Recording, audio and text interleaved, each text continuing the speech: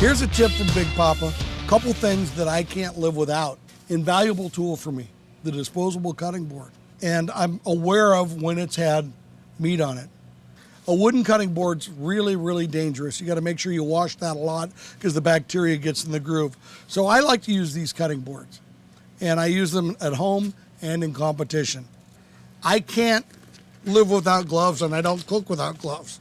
Several reasons. In competition, the timeline's moving so fast that you really can't stop and wash your hands every 3 minutes, but you can change gloves.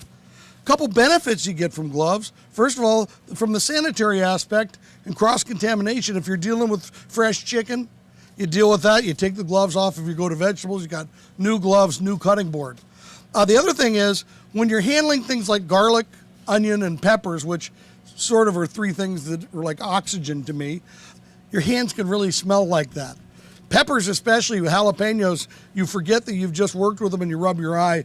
You only do that once. What happens is you're in the kitchen and you can't put a big welder glove on because you need a certain amount of dexterity. So someone got the bright idea of using these little cotton gloves. There's a problem with these though on their own. If they get wet, they become a conductor for the heat.